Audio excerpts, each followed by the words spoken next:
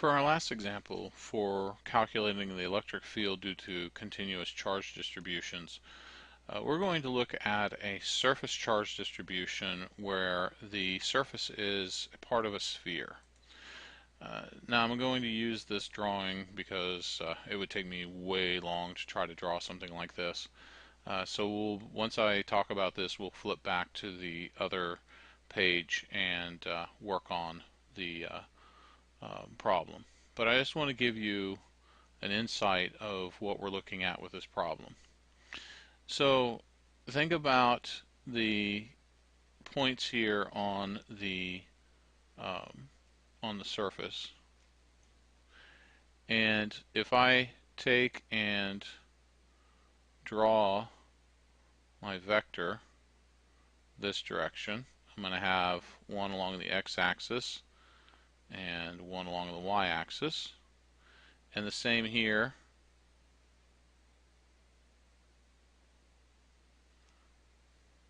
I'm going to have one along the y-axis and one along the x-axis, but I'm also going to get one from this corner here,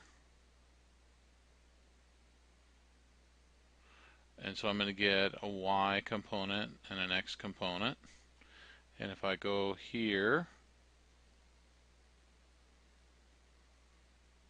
I'm going to get a y component and an x component. So you can see that all of the y components on this plane here are going to go away, and we'll need to multiply our differential electric field by cosine of theta, because no matter which way I go around the circle for all the little points, then I'm going to get everything to cancel out, and it's always going to be the cosine of theta. So I need to remember to do this multiplication. Now the other part that we need to realize is this is basically the same as the last problem, but we spun it. We just spun it in 360 degrees. But if I were to take and integrate along this back surface and then do the integral around in this direction, I'd be double counting.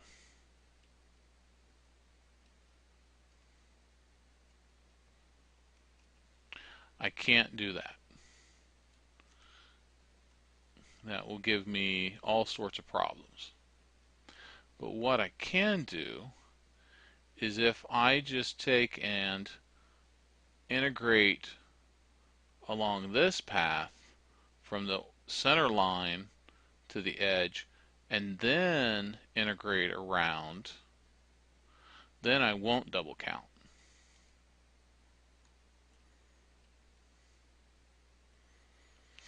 I'll just get one sum of the whole area. So that's what I need to do. I'm going to have to change my limits of integration for theta. And so theta, the limit of integration for theta, is going to go from 0 to theta naught.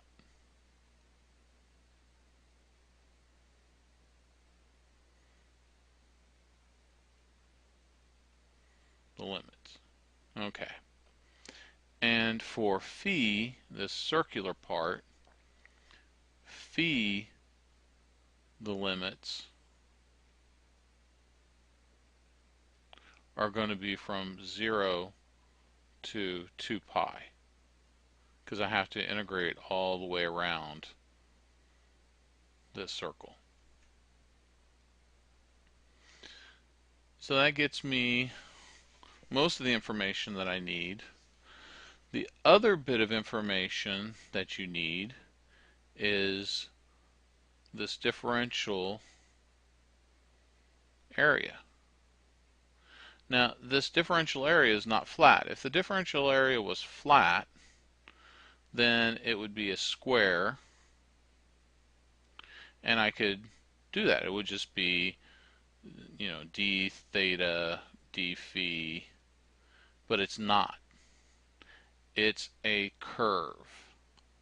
So I can't use this. I have to come up with some differential surface area. And if you look at the units and vectors presentation, there is a table that gives you how to do the surface area for a curve, for a surface, curved surface, and that differential surface in the r direction, which is what we're doing,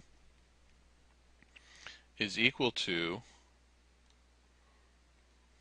we'll put it in the r direction, r hat, r squared sine theta d theta d phi. So we're going to be integrating twice. Now, you might not have gotten into this yet in calculus. This would be a Calc 3 problem.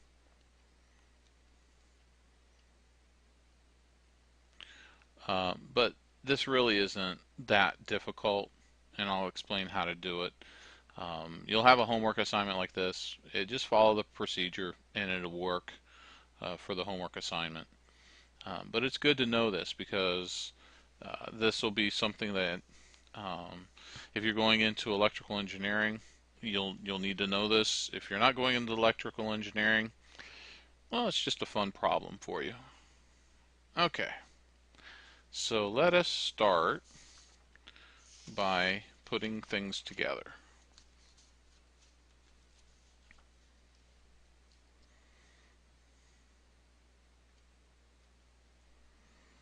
So let's take our differential electric field.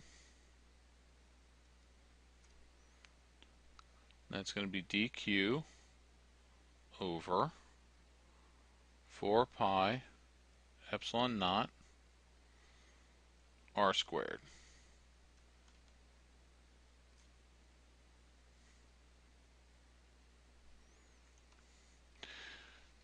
And we'll use, since sigma deals with a flat surface, let's use rho is the charge over our surface, our area of the sphere, and that's just q over that surface.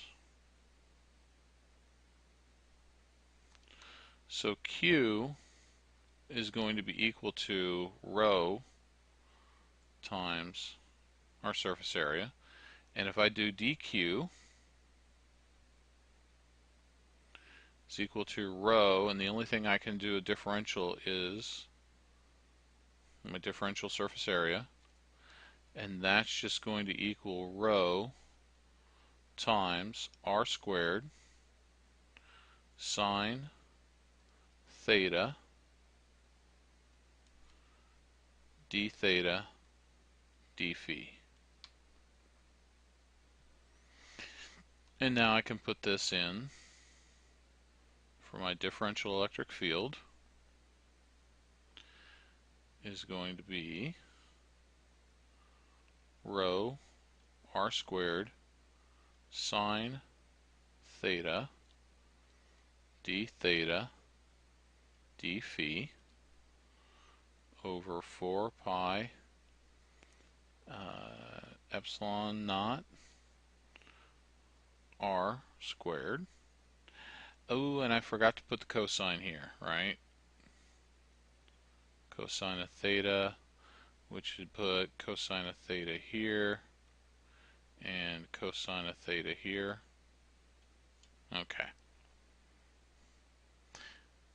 Now I can do a lot of simplification.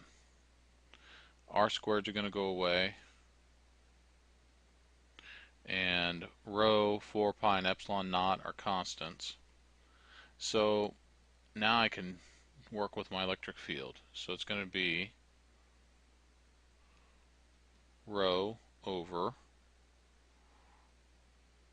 4 pi epsilon naught, and now I'm going to have a double integral.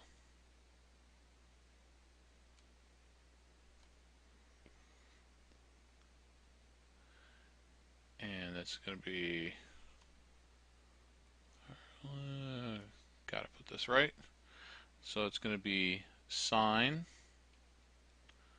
theta cosine theta d theta d phi. Very important how you put your limits here. So d theta is my first integral. It's inside, so that means that my inside integral sign is the limits, should be theta, limits of theta, and the outside one is for phi, so I put my limits there. Now, how do you do a double integral when you have two different variables? Well, here's the trick. When you integrate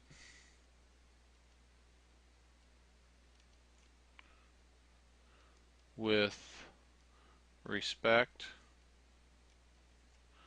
to one variable, make the other one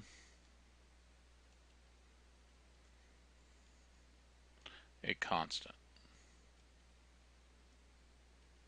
Okay, so let's do that. E is equal to rho over 4 pi epsilon naught, and here's my first integral. Now, what is the integral of sine theta cosine theta? Well, cosine theta is the derivative of sine theta. So if I have that would be a similar form, if I go down here, that would be a similar form to x dx. And this integral is just going to be x squared over 2. And then all I'm saying is that x is equal to sine of theta, so that just means I would translate that into sine squared theta over 2. Substitution rule. Just kind of a quick substitution rule. So we'll have sine squared theta over 2, and my limits are theta naught and 0 d phi. So I can evaluate this. Sine of theta naught is just going to be theta naught. Sine of 0 is 0. So I'm going to have sine squared theta naught over 2. 0 is going to take that second term away. So that leaves me with rho over 4 pi epsilon naught integral 0 to pi of sine squared theta naught over 2 d phi. But remember, now that I'm going to integrate with respect to phi, then theta naught is just a constant, which means I can bring it out of the integral.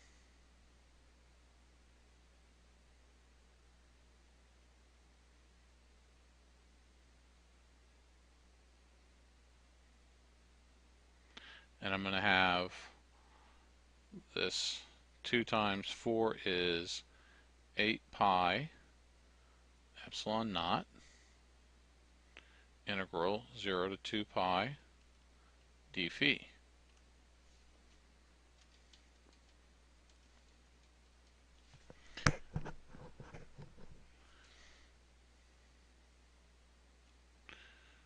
Now I can do my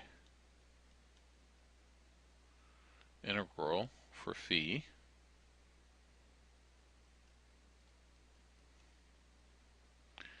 And the integral of d phi is just phi.